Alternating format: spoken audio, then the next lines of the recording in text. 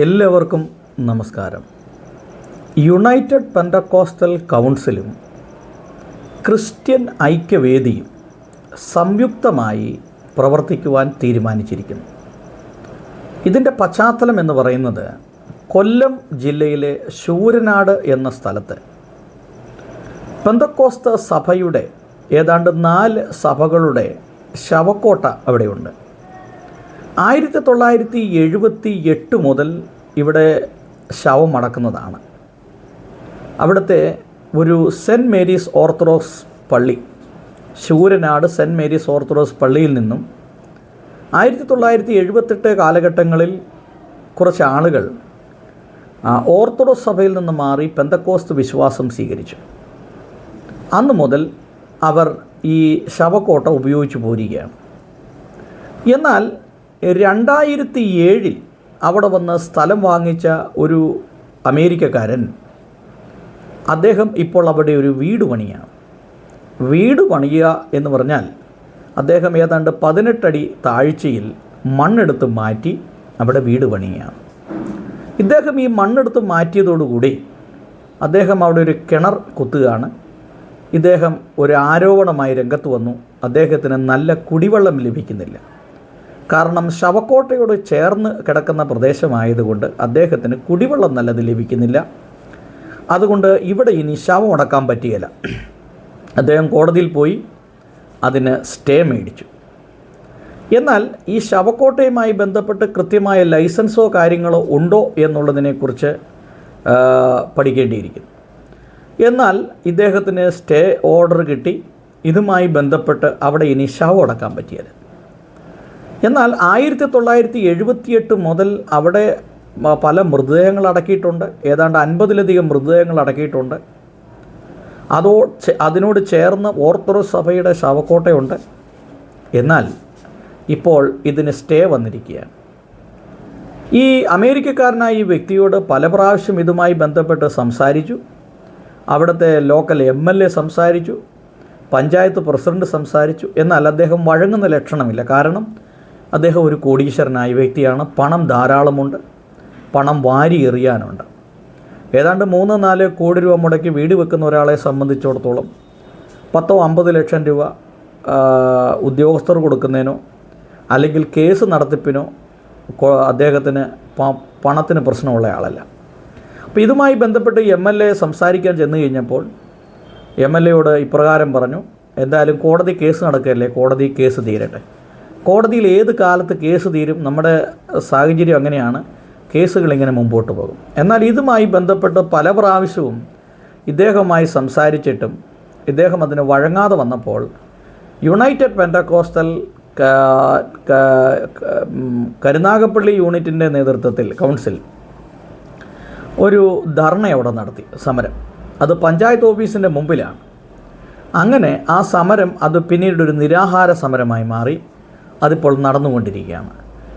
പെന്തക്കോസ്ത് സമൂഹത്തിൻ്റെ വലിയൊരു സപ്പോർട്ട് അവിടെ ലഭിച്ചിട്ടുണ്ട്. പാസ്റ്റർമാർ നിരവധി പേരുണ്ട്.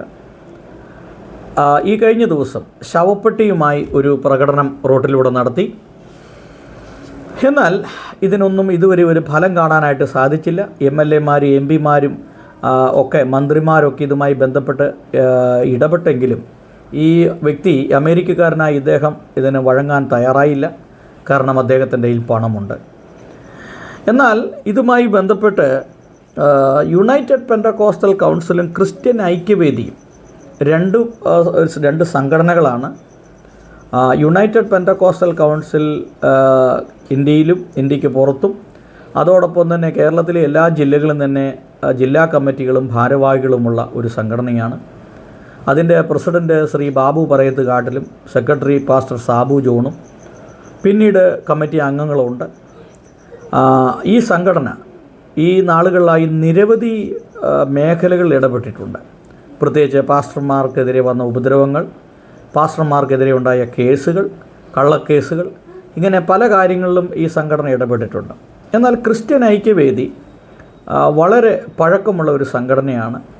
കേരളത്തിൻ്റെ വിവിധ ഭാഗങ്ങളിലുള്ള വിവിധ പ്രശ്നങ്ങളെക്കുറിച്ച് ക്രിസ്ത്യൻ ഐക്യവേദി ഇടപെട്ടിട്ടുണ്ട്.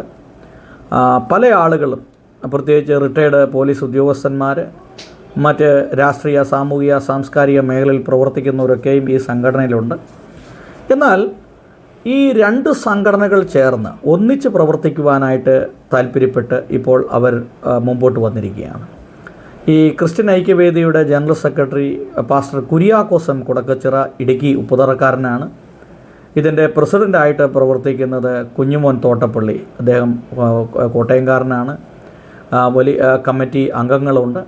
രണ്ടുപേരും ചേർന്ന്, രണ്ട് സംഘടനകൾ ചേർന്ന് സംയുക്തമായി പ്രവർത്തിച്ച് പെന്തക്കോസ്തൽ സമൂഹങ്ങളുടെ, പ്രത്യേകിച്ച് പെന്തക്കോസ്റ്റ് ബ്രദറൻ ക്രൈസ്തവ സമൂഹങ്ങളുടെ പ്രശ്നങ്ങൾക്ക് ഒരു പരിഹാരം കണ്ടെത്തുന്നതിന് വേണ്ടി രണ്ട് സംഘടനകളും ഒന്നിച്ച് പ്രവർത്തിക്കുവാൻ തീരുമാനിച്ചിരിക്കുകയാണ്. ആ വാർത്ത ഇങ്ങനെയാണ്: ക്രിസ്ത്യൻ ഐക്യവേദിയും യുണൈറ്റഡ് പെന്തക്കോസ്റ്റൽ കൗൺസിലും സംയുക്തമായി പ്രവർത്തിക്കും. ക്രൈസ്തവ സമൂഹവും പ്രത്യേകിച്ച് പെന്തക്കോസ്റ്റ് വിഭാഗവും നേരിടുന്ന സാമൂഹിക, സാമുദായിക, നിയമപരവും പൊതു താൽപ്പര്യവുമായ വിഷയങ്ങളിൽ ഇനി കൂടുതൽ ഏകോപനത്തോടെ ഇടപെടാൻ ക്രിസ്ത്യൻ ഐക്യവേദിയും യുണൈറ്റഡ് പെന്തക്കോസ്റ്റൽ കൗൺസിലും തീരുമാനിച്ചു.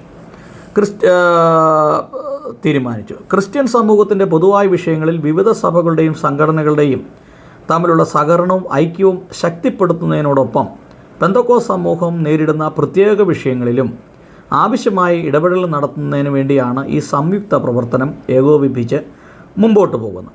ക്രൈസ്തവരുടെ അവകാശങ്ങൾ സംരക്ഷിക്കുക, സമൂഹം നേരിടുന്ന പ്രശ്നങ്ങൾ നിയമപരമായും ജനാധിപത്യപരമായും മാർഗങ്ങളിലൂടെ പരിഹാരം കണ്ടെത്തുക, പൊതുസമൂഹത്തിൽ ക്രൈസ്തവരുടെ അവകാശങ്ങളും ആശങ്കകളും ശക്തമായി ഉന്നയിക്കുക തുടങ്ങിയ കാര്യങ്ങളാണ് ഇരു സംഘടനകളും പരസ്പര സഹകരണത്തോടുകൂടി ചെയ്യുന്നത്.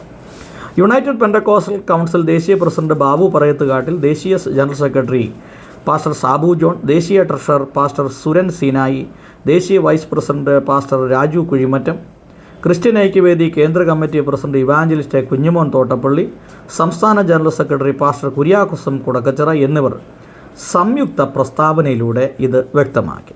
ഇതിൻ്റെ ഭാഗമായി ശൂരനാട് നടക്കുന്ന നിരാഹാര സമരത്തിൽ ഇരു സംഘടനകളും ഒരുമിച്ച് പ്രവർത്തിക്കുകയും സമരത്തിന് ആവശ്യമായ പിന്തുണയും ഐക്യദാർഢ്യവും നൽകുവാൻ തീരുമാനിച്ചു.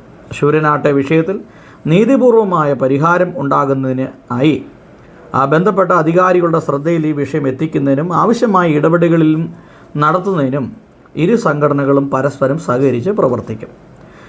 ക്രിസ്ത്യൻ സമൂഹത്തിൻ്റെയും പെന്തക്കോസ്റ്റ് സമൂഹത്തിൻ്റെയും ഉണ്ടാകുന്ന വിഷയങ്ങൾ പരസ്പരം പിന്തുണ നൽകുകയും ആവശ്യമായ സാഹചര്യങ്ങൾ ഒന്നിച്ച് പ്രവർത്തിക്കുകയും ചെയ്യുന്നത് സമൂഹത്തിൽ കൂടുതൽ അവകാശങ്ങളും ഐക്യതയും കൂടുതൽ കരുത്തോടെ പ്രവർത്തിക്കുവാൻ സഹായകമായി തീരുമെന്ന് ഇരു സംഘടനകളുടെയും നേതാക്കന്മാർ ആവശ്യപ്പെട്ടു.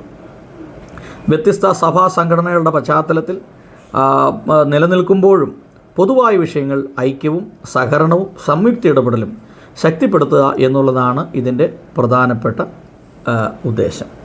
അപ്പോൾ ഈ രണ്ട് സംഘടനകളും ചേർന്ന് പ്രവർത്തിക്കുവാൻ തീരുമാനിച്ചിരിക്കുന്നു. വളരെ ആശംസകൾ. കാരണം പെന്തക്കോസ്റ്റൽ സമൂഹത്തിൽ ഒരു ഐക്യത ഇപ്പോൾ മുമ്പോട്ട് വരികയാണ്.